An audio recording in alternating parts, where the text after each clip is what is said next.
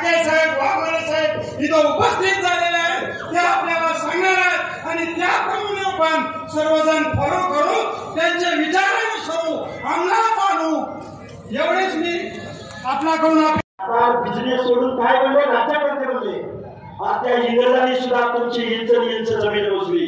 त्या इंग्रजांनी तुम्हाला शिक्षण दिलं, त्या इंग्रजांनी तुम्हाला कायदा दिला, त्या इंग्रजांनी पाण्याची मोठे मोठे तलाव बनवले. आणि त्या इंग्रजांनी सुद्धा तुमची जात न्याय जनगणना केली. त्या इंग्रजांनी सुद्धा तुम्हाला मला न्याय देण्याचा प्रयत्न केला. पण तुमच्या आमच्या देशाला स्वातंत्र्य मिळाल्यानंतर या सरदारांनी, वतनदारांनी, दरकदारांनी, पवार पाटील देशमुखांनी काय केलं माहितीये का? या पवार पाटील देशमुखांनी काय केलं? आमदार झाले हेच, खासदार झाले हेच, कारखानदार झाले हेच, शिक्षण संस्था चालक झाले हेच.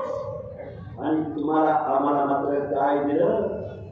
सरपंच पदासाठी तुम्ही आम्ही भांडायचं, पंचायतीसाठी तुम्ही आम्ही भांडायचं, जिल्हा परिषदसाठी तुम्ही आम्ही भांडायचं, भांडण लावून दिले तुमच्या.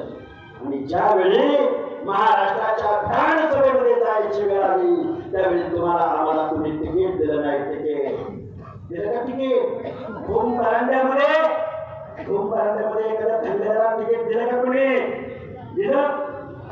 द्यायला पाहिजे का नाही दिलं पाहिजे?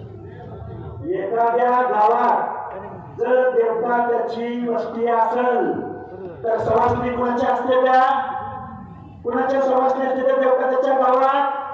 देवकात्यांचेच असते. त्या कुलदैवत कुणाचं असतं? त्यांचंच असतं. एखाद्या भांडाराच्या गावामध्ये देव कुणाचा असतो?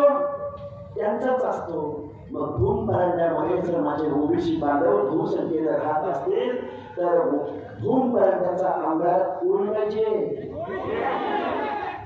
का नाही पाहिजे?